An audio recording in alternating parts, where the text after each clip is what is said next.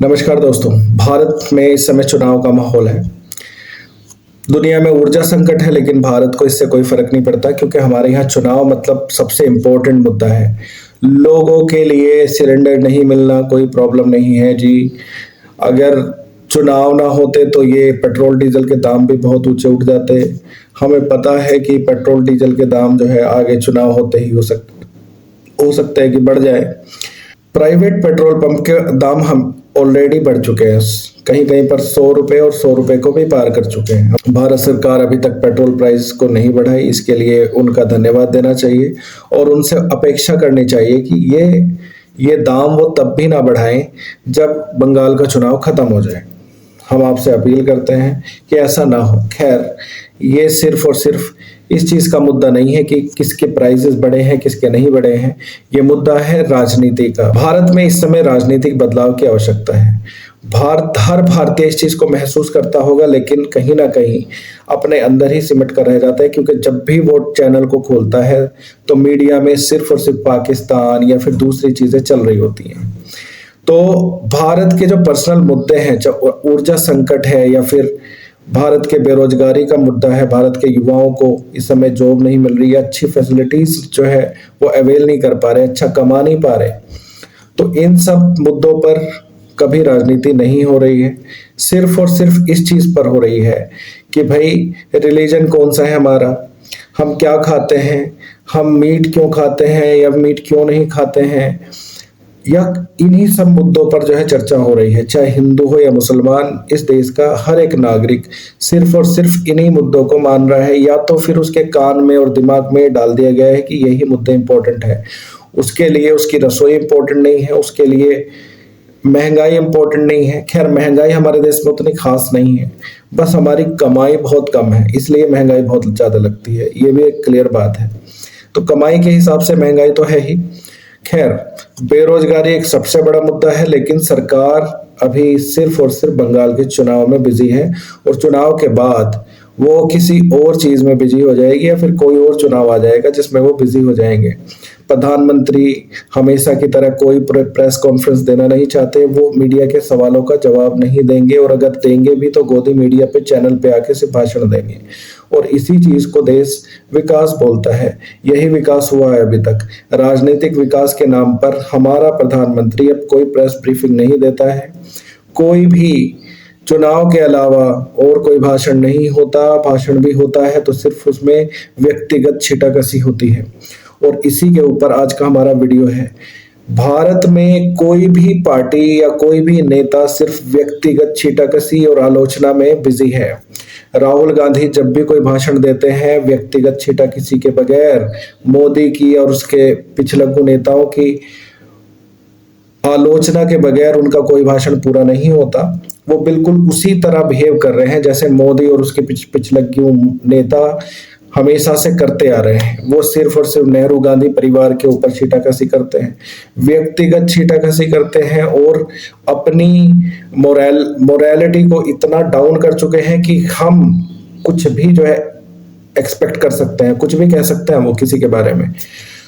लेकिन राहुल गांधी जिस तरीके से व्यक्तिगत छीटाकशी करने में उनको चैलेंज कर रहे हैं, तो मैं बता दूं कि बीजेपी को आप टक्कर नहीं दे सकते इस तरफ। ये आपका डोमेन नहीं है। आपके पास एक ही चीज बचती है, कंस्ट्रक्टिव क्रिटिसिज्म। अगर आप कंस्ट्रक्टिव क्रिटिसिज्म करेंगे तो नेशनल लेवल पर आपकी छवि और मजबूत होगी और अगर आप ऐसा नहीं कर सकते तो प्लीज इसको इग्नोर करें। दूसरे लोग, जो दूसरे नेता अपने आप को उभारना चाहते हैं, अपनी पार्टी को बनाना चाहते हैं और विश्व पटल पर कम से कम घरेलू राजनीति में अपनी राजनीति को चमकाना चाहते हैं, तो वो एक मंत्र को आज जो है समझ लें। सिर्फ और सिर्फ कंस्ट्रक्टिव क्रिटिसिज्म यानी सकारात्मक आलोचना से ही हमारे देश का भी विकास होगा और आपकी राजनीति भी चमक जाएगी, क्योंकि इसके ऊपर कोई ध्यान नहीं दे रहा है। इसके ऊपर अभी तक पूरी तरीके से मैदान खाली है और अगर मैदान खाली है तो आप अकेले भी दौड़ोगे तो जीत जाओगे। तो इसलिए आज से ही शुरू कर दो कंस्ट्रक्टिव क्रिटिसिज्म। इस सरकार को जो सोई हुई है या फिर इस तरीके से लोगों को सुला रखा है, नींद की गोली दे रखी है, धर्म की गोली दे रखी है और गौमूत्र और गोबर जो है उनको दे रखा है, जो भी दे रखा है, जिससे जनता पूरी तरह सोई हुई है। विपक्ष भी उनकी ही चाल पर जो है नाच रहा है, थिरक रहा है। तो आप कम से कम जाग जाइए, अपनी राजनीति को चमकाइए और इस देश के ऊपर उद्धार करिए। मैं अपील करता हूं आप सभी लोगों से, जो भी राजनीति में एक्टिव है, कंस्ट्रक्टिव क्रिटिसिज्म करो। कंस्ट्रक्टिव क्रिटिसिज्म देश को भी ऊपर ले जाएगा और ये आपकी राजनीति को भी सफल बना सकता है। यही एकमात्र उपाय है आपके पास, और कोई उपाय नहीं है। हर जगह छाए हुए मोदी जी, आप उनका कुछ नहीं बिगाड़ सकते। उनको कुछ भी कहिए, उन्हें फर्क नहीं पड़ेगा, बल्कि आपको वो 10 गुना ज्यादा कह के बात को बराबर कर देंगे। उनके पास हर तरह के हथियार हैं, उनके पास मीडिया है, उनके पास सोशल मीडिया को बैन करने की ताकत है। कोई भी उनके खिलाफ बोलता है उसको बैन कर देते हैं। तो ये free speech, freedom of speech का जमाना नहीं है। कंस्ट्रक्टिव क्रिटिसिज्म करो, कोई आपको नहीं रोकेगा और देश का इससे विकास होगा और आपकी पार्टी और आपका व्यक्तिगत विकास होगा। तो व्यक्तिगत छीटाकशी से बचे, कंस्ट्रक्टिव क्रिटिसिज्म करें और सफलता पाएं राजनीति में। यही आज का मूल मंत्र है। और मैं राहुल गांधी से भी अपील करूंगा कि वो बीजेपी के लीग में ना खेलें। ये आपकी लीग नहीं, आपके बस की नहीं है इतना गिरना। जितना वो गिर सकते हैं इतना आप नहीं कह सकते, तो इस लीग में आप मत उतरिए।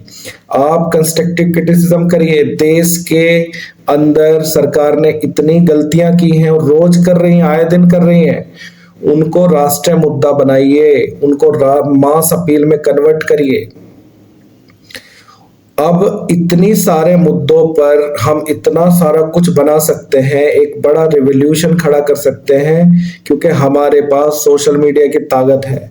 सोशल मीडिया के थ्रू अगर हम कंस्ट्रक्टिव क्रिटिसिज्म या किसी राष्ट्रीय मुद्दे पर अपील करें तो दुनिया और देश के युवा इसके ऊपर एकत्रित होंगे, ध्यान देंगे और आपके साथ खड़े हो जाएंगे।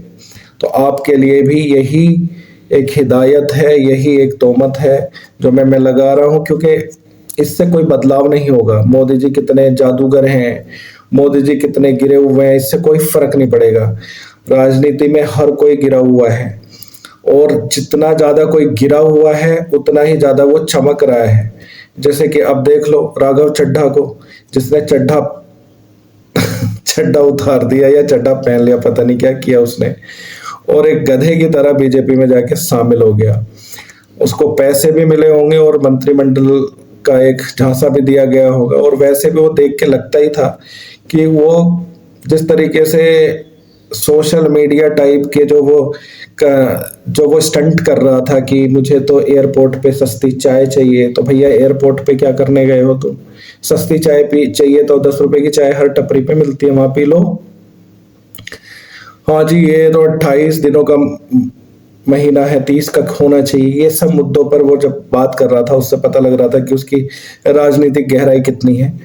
दीज पीपल आर जस्ट मतलब मैं कहना नहीं चाहूंगा इन सब शब्दों को।